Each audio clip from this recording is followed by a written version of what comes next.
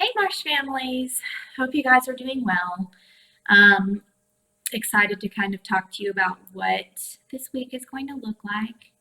I know everybody's probably anxious to find out, especially since the middle and upper school are live teaching. Um, we will not be live teaching, um, but rather uploading lessons to Seesaw that you can do at your own um, in your own time frame at home. Thankfully, the kids brought home their own iPad, which is incredibly helpful.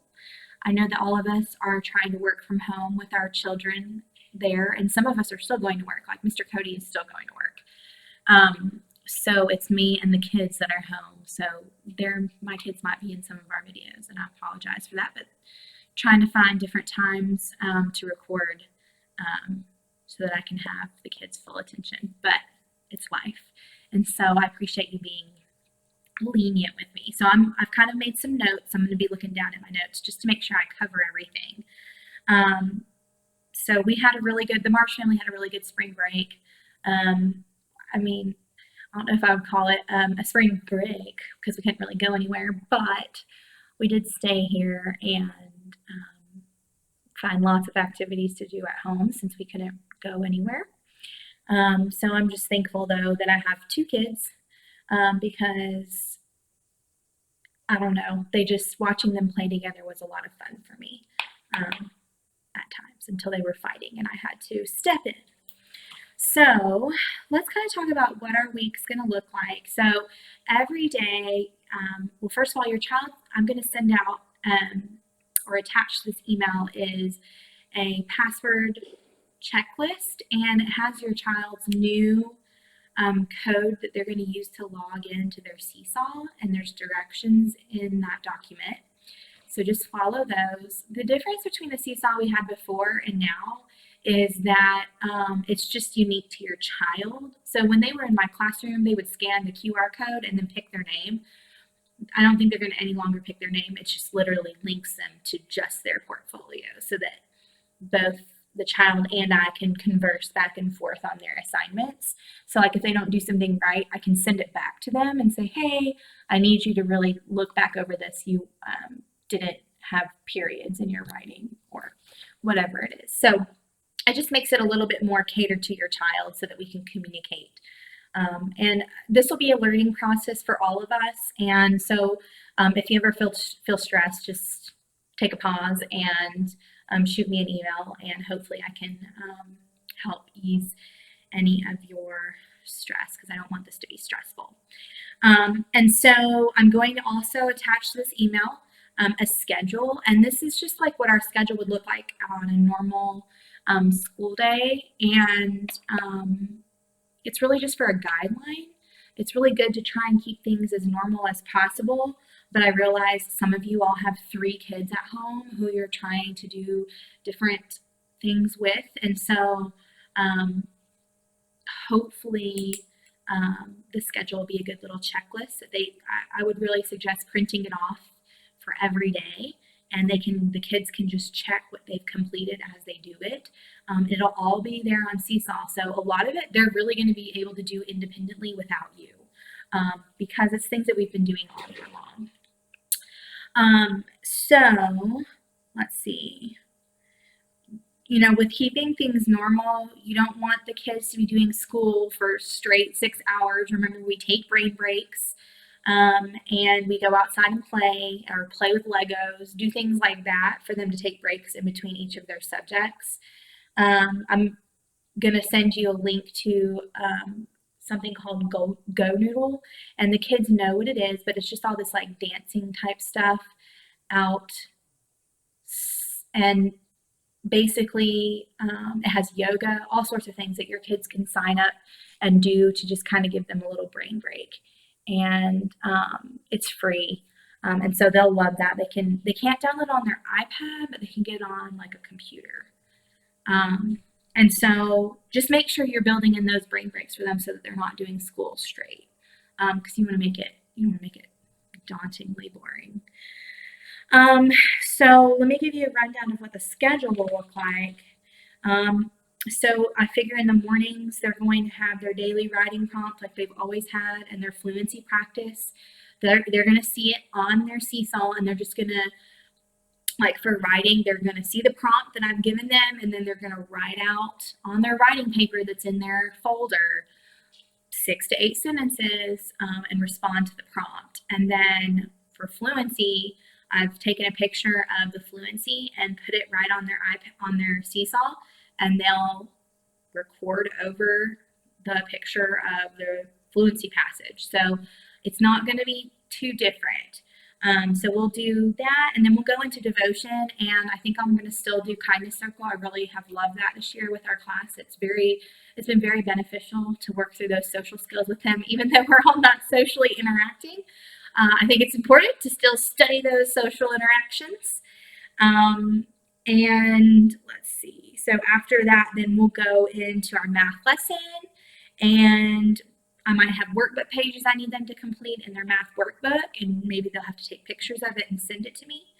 And then I'm going to just do for now maybe one number talk a day just to start with. And then some Tang time, because they have a printed Tang time packet in their folder as well. And then we'll go into our reading lesson, whatever the mini lesson is. I think this week it's sequencing. And then we'll go into some sessions of Daily 5 where they're going to spend 15 minutes or so doing each session. And so I'm going to require that they get on Raz Kids and read a book that's under their reading level.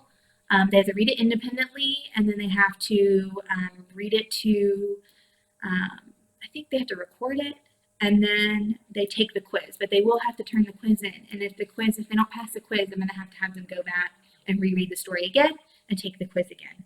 So after they do their first session, then they'll go into IXL Language Arts, and I'll have some sort of assignment for them to do in there.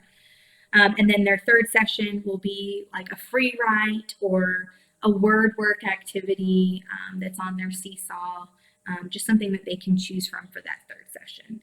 And then we'll have like a science, social studies, nonfiction type read and questions to answer. So it sounds like a lot, and I mean, it is. We teach a lot every day, but I'm also, I would rather start with some good consistency for what they're used to, anyways, and then the kids will I think I'm going to be able to see quickly whether it's too much for them. I don't think that they're going to need you for a whole lot. I think they're going to be pretty independent in this. Like, they're pretty solid in this. This is their routine that we do. So I have full faith in them. But again, this is going to be learning for us. So if it's too much, please tell me, and then you can just kind of pick and choose what you think is best. I think when I send the schedule, I'm going to highlight what is most important that's like a non-negotiable they have to do every day. So that's kind of like what the schedule will look like and what the assignments will. So what I'm going to do is tomorrow is not day one. Day one is actually Tuesday. Tomorrow is a day for you to play around for the kids to play around with Seesaw.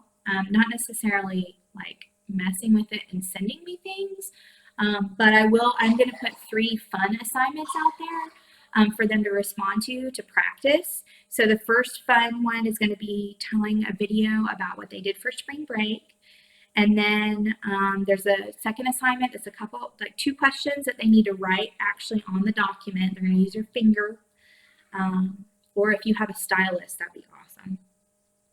And then the third assignment is going to be that they're going to have to take a picture of their new learning space so I can see where they're learning, which some of you all have sent to me, which I have loved seeing.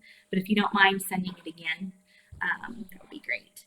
And then the other thing that's in this email is I went ahead and attached this week's homework assignment because we are learning the OA-OW word pattern, and they will have a spelling test on Friday. We'll just do it electronically on Spelling City. And then the last thing in this email is a link to a Sign Up Genius, because I want to be able to FaceTime or Zoom with you and the kids on Tuesday and Wednesday, one of those days, just to kind of check in, say hi, and see how everything is going. So I know this is a lot, but I am one of those people. I do best when I have it all laid out for me, so that then when I go to complete the assignments, I kind of have an idea of what the person's talking about. So, but I'm here to answer questions. I have my kids all day long, so just know that they're going to be a part of this journey with us. And that if you need help with something, I am totally here to help you. Just please know that they may be in the background and I may have to intervene if they're fighting or something. So, just kind of the reality I'm in right now. But I want you to know that I'm here for you and that I love all of you and I love your kids. And I'm so sad to not be able to see them this week. And I just, this will be something I think they will always remember about first grade in 2020. And so let's make this a good experience for them, and just making sure that we stay connected. All right, guys, just send any questions my way. Again, tomorrow, aka Monday, is not day one. Monday is time to like get your learning space together. Make sure you have pencils, your folder I sent home, your iPad's charged and ready to go. Get yourself set up. You can even like see in the background, I wrote out a schedule. I'm sending you the schedule in this email. I know some of you girls like to make charts. You can make yourself a little schedule. And so do whatever you feel like is going to make you comfortable. And this is kind of your chance to have your own learning space or even classroom, you could call it. And then Tuesday, we'll really hit the ground running. So cheers to the first week of virtual learning.